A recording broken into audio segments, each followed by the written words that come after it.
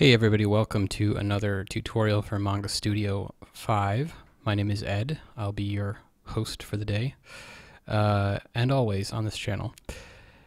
I got asked via comment to do a tutorial on clouds, and I realized that I don't know if I've ever made a cloud prior to being asked this in Manga Studio, and I understand why this question was asked because there are really no tutorials out there. I'm not a painter. I don't really do very realistic stuff in my own work. It's usually very cartoony. So this is very difficult for me. But I'll kind of run through a couple of things you might be able to do if you want to do clouds. Okay. So one thing you can think about is what you're going to use the clouds for.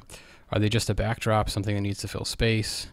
Or are they kind of like a focal point of what you're going to do? If it's just sort of a backdrop, you can actually come into the material folder by clicking up here, and then you see these things like, dappled cloud 1, dappled cloud 2, and you can just take that guy and you can drag him over and drop him, and the pattern will repeat.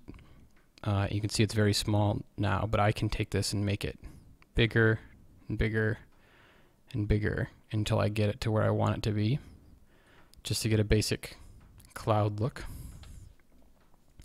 And then if I want to, I can actually just come over here and I can change the layer color to blue.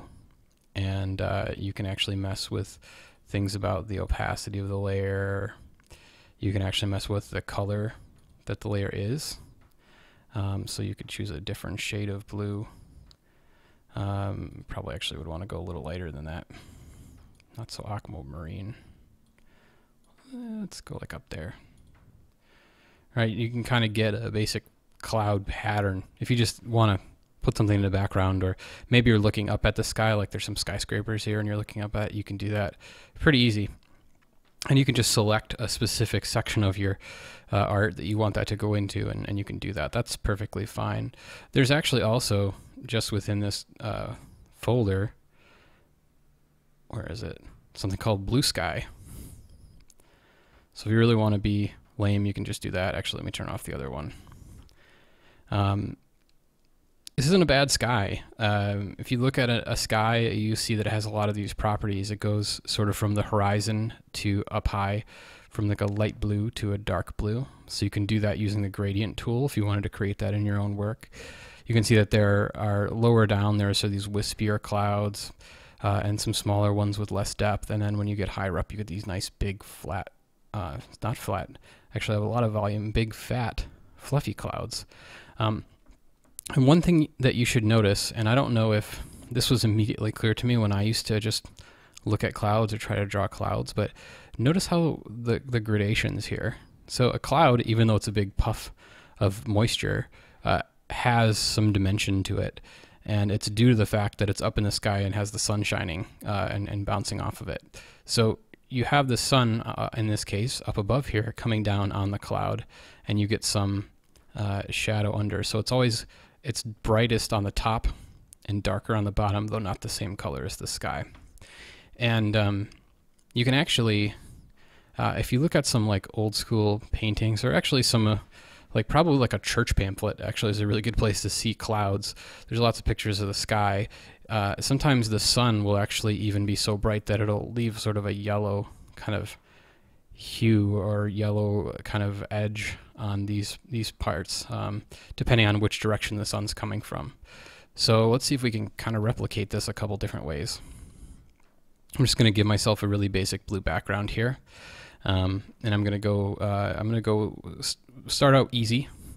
So if you just do basic cartoons, you want to do something really, really goofy, you can just pick a white here, and you can go to your pen tools, and under markers, there's a fill-in mono pen.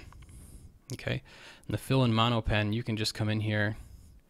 It's nice and round and has one solid thing, so no matter how hard you press down, it's going to give you exactly the same thing, and you can just bloop, bloop, bloop. It's nice and round too, so it gives you that nice round look. Basic, a lot of basic cartoon clouds are really flat on the bottom and round on the top. And you can, if you wanted to, you can very easily outline it. Just take your wand tool, select it, go to edit, outline. You can choose what line width you want, and then you click OK. And boom, you've got a cartoon cloud. Pretty easy. You know, you can grab your pen and grab some black and, I don't know, grab a mapping pen, and just whoop, draw a little bird up in the sky with it. Okay, very basic. Here's a little bit more complicated, but still pretty basic. This one I actually would just say, go ahead, turn it back to white. Go over here and grab the soft airbrush. And that kind of gets at these like wispy clouds a little bit.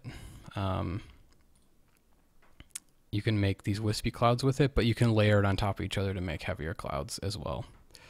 So we'll turn this back off, turn this back on. So just make sure you've got a good thickness to it, and you can make wispy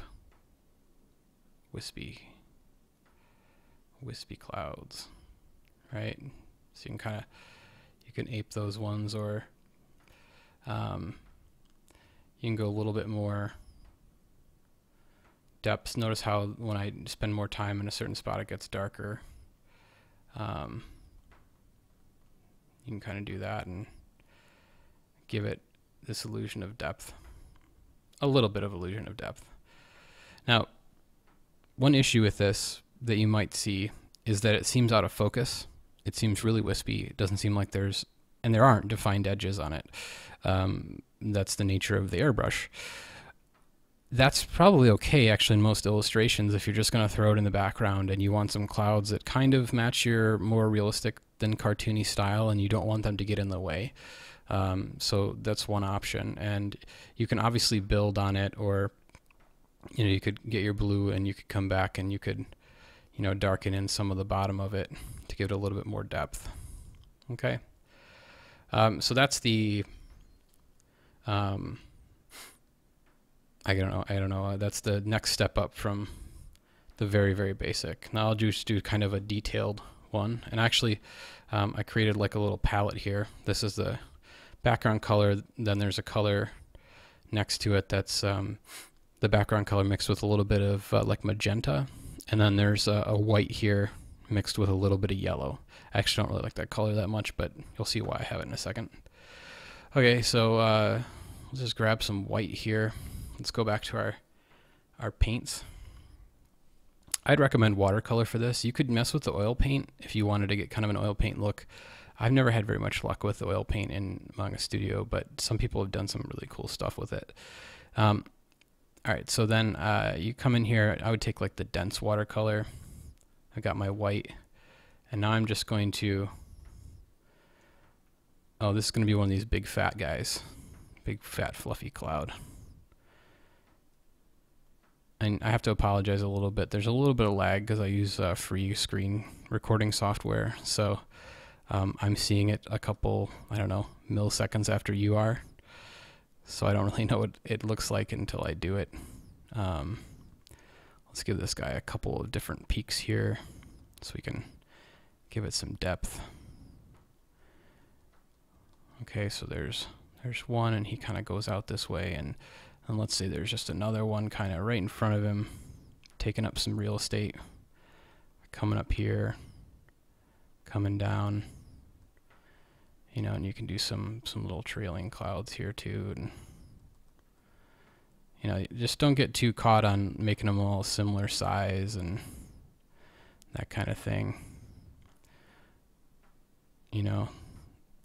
It's hard to make them look random, which they are, but we just, as humans, don't really think that randomly. Okay, so you kind of got the big, fat, thick parts of it as your base. And then you want to start adding depth. And a good way to add depth is to come in and get a blurred edge watercolor. And I would start with your shades first. So I'm going to grab this guy as a shade. You can do 100 different shades if you want. I'm just going to stick with this guy. And we're going to say that the light source is coming from sort of up here and down. Okay. And so that's going to cause there to be some shading kind of down here. We're going to have some shading obviously shading along the bottom. This will help separate these guys. give them the shading and, you know, light to dark. So maybe even this guy kind of shades a little bit in front of that guy. And, you know, this is, take your time. I'm doing this kind of quickly so that it's not a super long video. You know, you can come to your little guy here and you can give him a little shade along the bottom. Come in here and give this guy some shade too. This is a lot like, well, pretty similar, I guess. It's the way you might actually paint it if you're painting. And it's just you're just building, building, right? That's what you're doing. So you got your shades. I didn't mess with these little guys, but yeah, you got your shades, you got the idea. Now you can take a little bit of like yellow tinted white, and this is entirely up to you. That example I showed earlier doesn't have this. And you can kind of come along these edges and give them just a little bit extra, just a little bit, just to make them pop out. This might be nitpicky on my part, but it helps really define the contours of the clouds. And then, since you've got a blurred edge, you might not want this sharp of an edge on your cloud. You can actually, if you want to, you can come back and you can grab the color.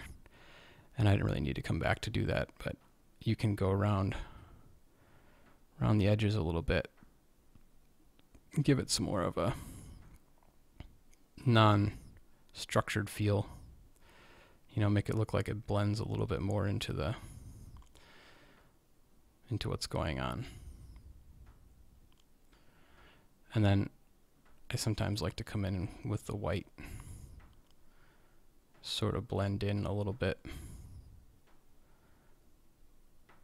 Get the blends going so you know, it's not so harsh.